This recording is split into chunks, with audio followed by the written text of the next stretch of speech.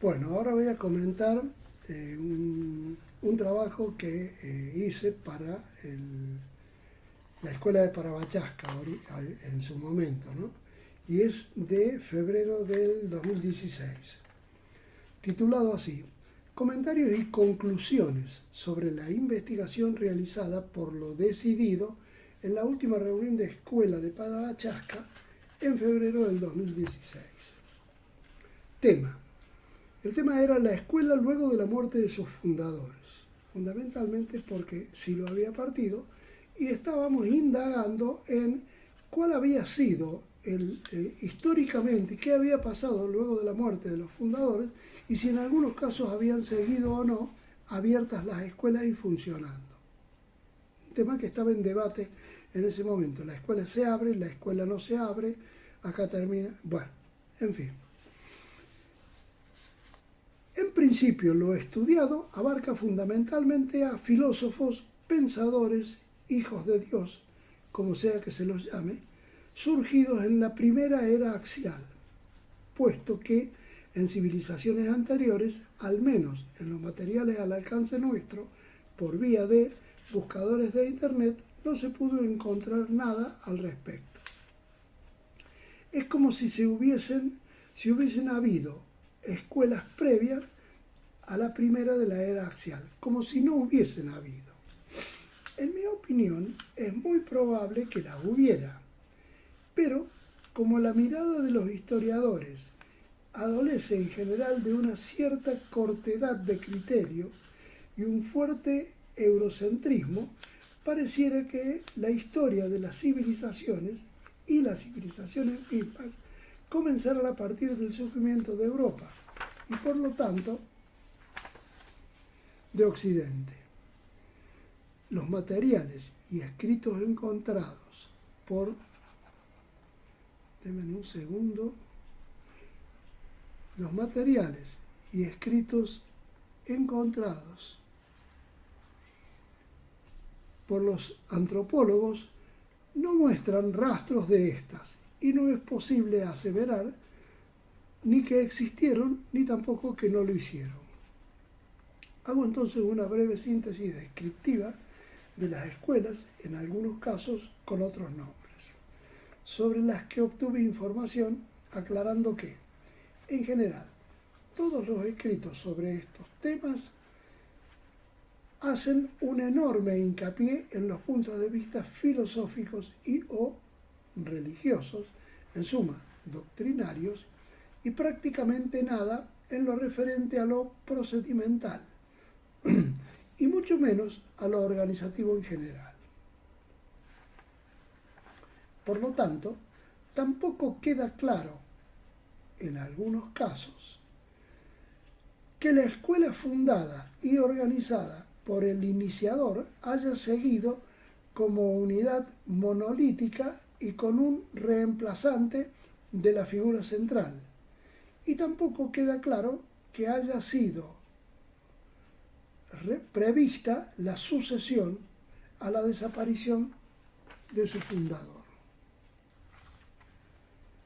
Comienzo entonces con las distintas formas de organización alrededor de hombres notables de aquellos momentos y obviamente a los fines de estudio ligados a desarrollos de carácter espiritual. No sigo un orden preciso porque no encontré un criterio de ordenamiento útil en algún sentido especial. Escuela eleática, la primera que tomo. Xenófanes, contemporáneo de Pitágoras y natural de Colofón, estableció en los años 536 a.C.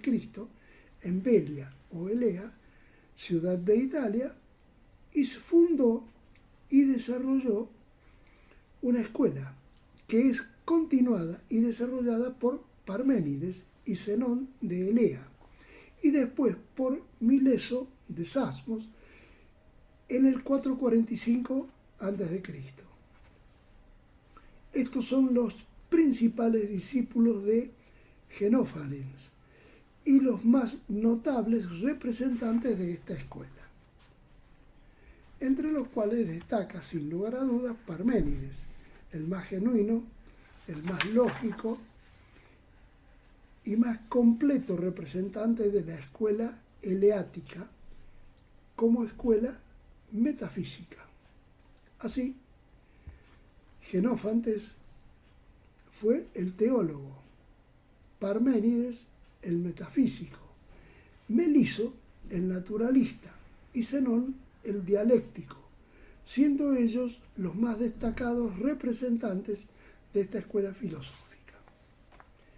No hay información que nos indique cuánto tiempo existió esta escuela, luego de la desaparición de sus principales representantes, y tampoco sabemos cómo funcionó. Paso a la escuela jónica. Sin contar la escuela o secta de los sofistas, que es la transición al segundo periodo helénico iniciado por Sócrates, el primer periodo de la filosofía griega abarca 4 grandes escuelas principales, a saber, la jónica, la itálica, la pitagórica y la eleática, y la atomística básicamente. Hay que tener en cuenta que en el primer periodo de la filosofía griega hay filósofos que, sin pertenecer a ninguna escuela en particular, se inspiraron en una o en otra, formulando una especie de concepción sincrética de la filosofía, como se puede ver en el caso de Heráclito, Anaxágoras, Empédocles, etc.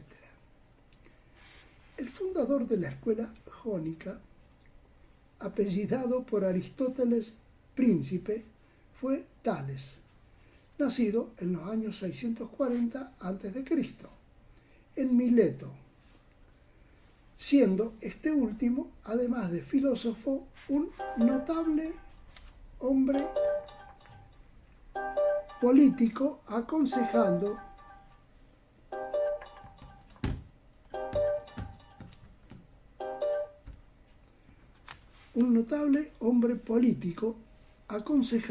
a sus semejantes aliarse con Creso para oponerse a Ciro.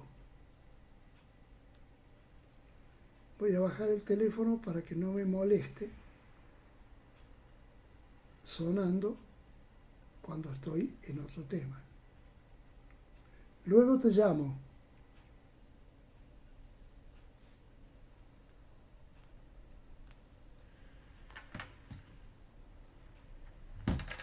Decía, el fundador de la escuela jónica, apellidado por Aristóteles Príncipe, fue Tales, nacido en el 640 a.C. en Mileto, siendo este último, además filósofo notable, hombre político, aconsejando a sus semejantes a aliarse con Creso para oponerse a Ciro. Algunos de sus seguidores más notables fueron Anaximandro, además amigo de Tales, Anaximenes y posteriormente, seguidor de este último, el cretense Diógenes de Apolonia. También se considera parte de la escuela jónica a Heráclito, que en Efeso desarrolló sus ideas 500 años antes de Cristo. En el caso de Anaxágoras, tuvo varios discípulos que siguieron sus desarrollos, como es el caso de Leucipo y Demócrito, aunque no se puede establecer con certeza ni la pertenencia ni los años en los cuales sucedió.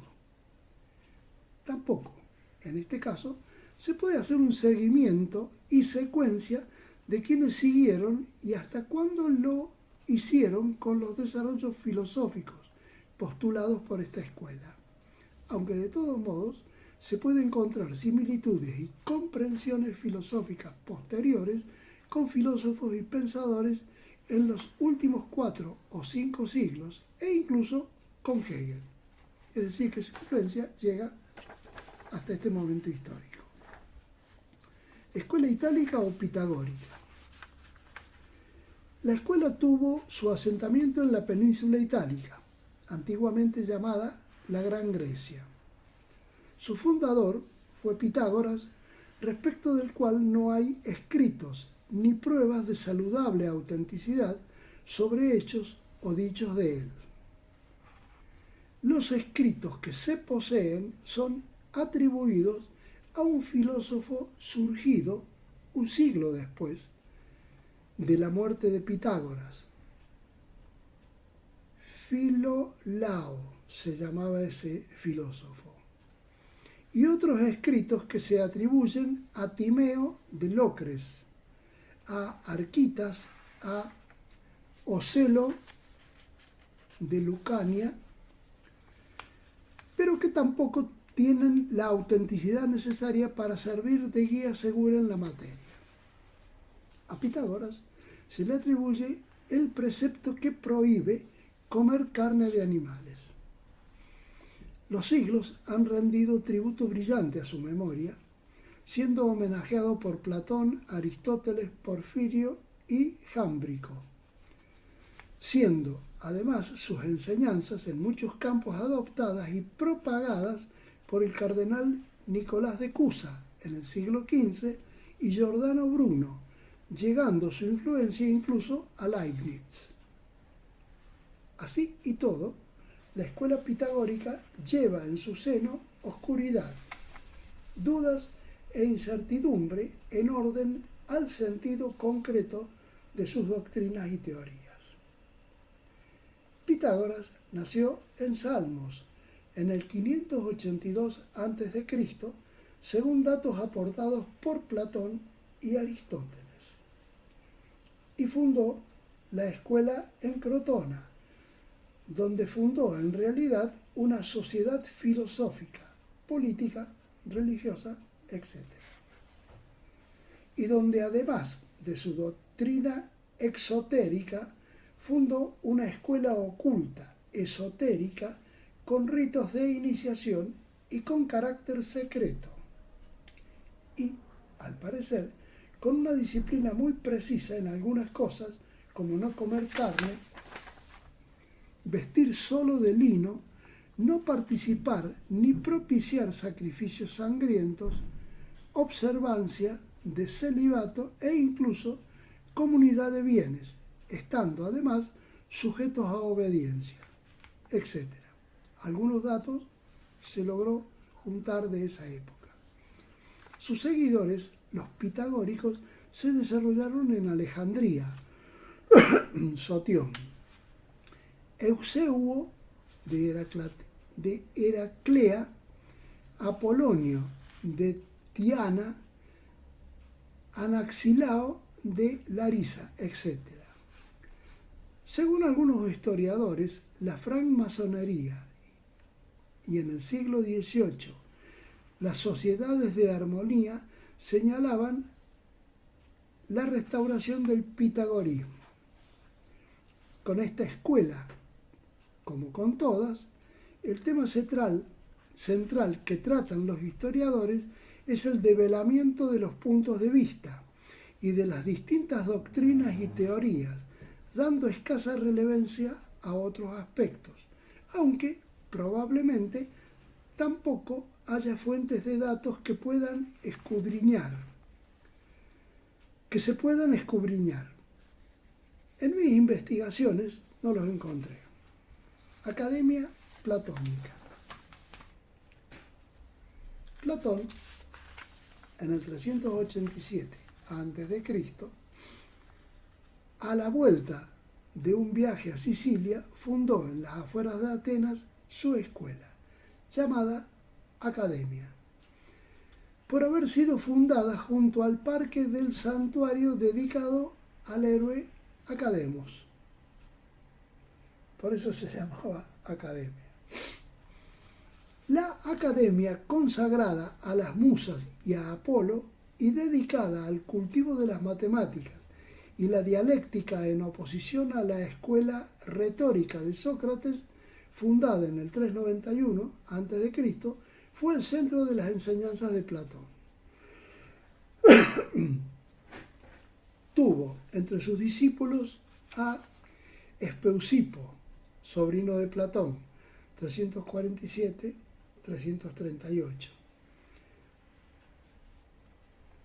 Genócrates de Calcedonia, 338-314. Polemón de Atenas, 314-269. Y Crates de Atenas, 269-264. También Eudoxo de Nido, 400-347. Y Heráclides Póntico, 390-310.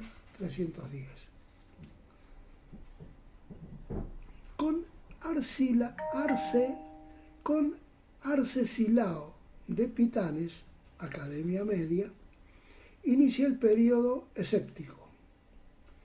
Filón de Larisa introduce el eclecticismo hacia el 110 a.C. Perduró como exponente más o menos fiel de la tradición platónica hasta el año 529 después de Cristo, cuando el emperador Justiniano mandó clausurar todos los centros de enseñanza no cristianos.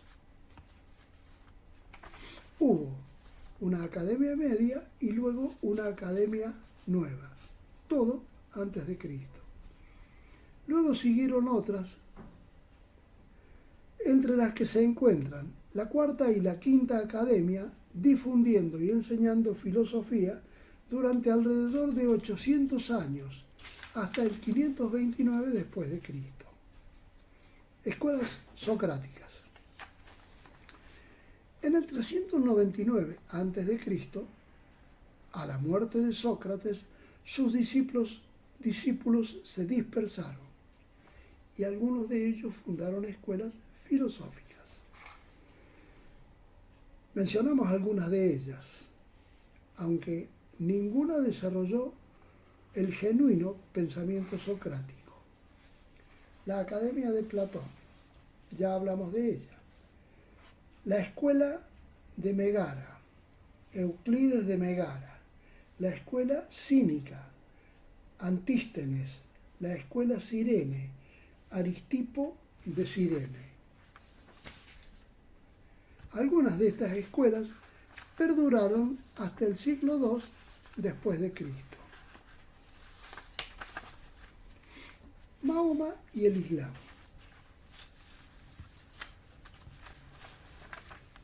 Nació en el 570 después de Cristo. Este caso sale de lo que es la era axial, es posterior. A la muerte de Mahoma, la sucesión de su poder fue por línea sucesoria de sangre o familiar, pues no dejó ningún hijo varón que lo heredara, y en el desarrollo de su historia se dividieron en dos grandes corrientes, los chiitas y los sunitas, división que perdura hasta hoy.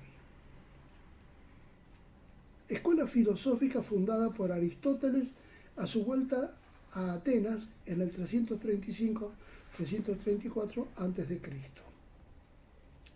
Recibió el nombre de Liceo por estar al lado del templo dedicado a Apolo Licio.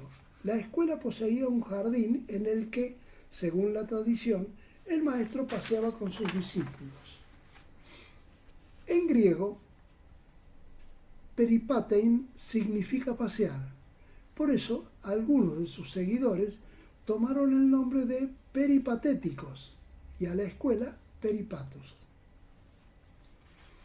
Tras la muerte de Aristóteles, la escuela se preocupó más por investigaciones naturalistas y científicas que por cuestiones estrictamente filosóficas.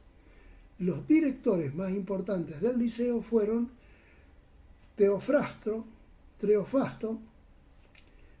inmediato sucesor del propio Aristóteles, y Andrónico de Rodas, siglo I a.C., quien preparó la primera edición sistemática de los escritos del maestro. En el año 529 después de Cristo, en nombre de la religión cristiana, el emperador Justiniano cerró la escuela y todas las escuelas filosóficas griegas. Interesante, los cristianos. cómo iban serruchando todo.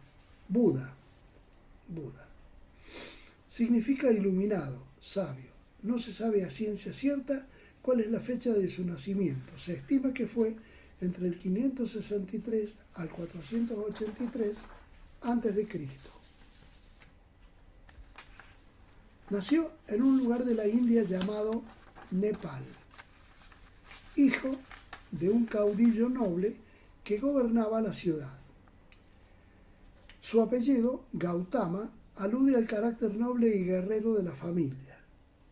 Los detalles de su vida están envueltos en la leyenda y hoy por hoy no se sabe con certeza si su figura existió. A los 29 años dejó su vida de príncipe y se lanzó por los caminos a la búsqueda espiritual y experiencial. A los 35 años tuvo la revelación bajo el árbol de Bo, el árbol sagrado de la inspiración. Se quedó en el bosque 49 días más y luego salió a los caminos a difundir su verdad, y lo hizo durante 45 años rodeado de numerosos discípulos. Su prédica afectó a la India entera y por tanto él y sus seguidores sufrieron una enorme oposición. 3 siglos después de la muerte de Buda, el rey Asoka la declaró religión oficial del Estado en el 250 a.C. Fundó una orden de monjes y más tarde otra de monjas. Murió a los 80 años. No dejó nada escrito. Algunos estudiosos han prestado especial atención a los diferentes tipos de monjes budistas, a los cuales son sus diferencias, su estilo de vida, sus prácticas y todo lo que esas ramas del budismo han querido destacar del pensamiento de Buda. De tal modo que cada rama, al destacar algún aspecto de la doctrina, no se atribuye la interpretación de la doctrina en su totalidad y por tanto ser su fiel interpretación, sino que acepta y convive con otras interpretaciones que hacen hincapié en otros aspectos doctrinarios. Interesante. En síntesis, para cerrar este incompleto estudio del tema, no encontré ninguna escuela antigua descripciones de aspectos procedimentales ni formas organizativas, salvo las pocas mencionadas, ni tampoco pautas que indicaran los procedimientos seguidos a la muerte de sus fundadores. Por lo tanto, no puedo aportar datos históricos que avalen ninguna postura al respecto. Esta investigación, por vía bibliográfica, fue realizada por decisión tomada en reunión de escuela ante la necesidad de conocer si con posterioridad a la muerte de sus fundadores habían seguido funcionando escuelas filosóficas y de conocimiento siguiendo el mandato central de su fundador, y tal necesidad respondía al contar con antecedentes históricos que justificaran y o sirvieran de argumento para plantear con fundamentos históricos la posibilidad de la apertura de nuevos procesos de nivelación y disciplinas en Parabachasca. Fuimos comisionados 2 maestros para hacer la investigación, pero solo la hice yo, Juan.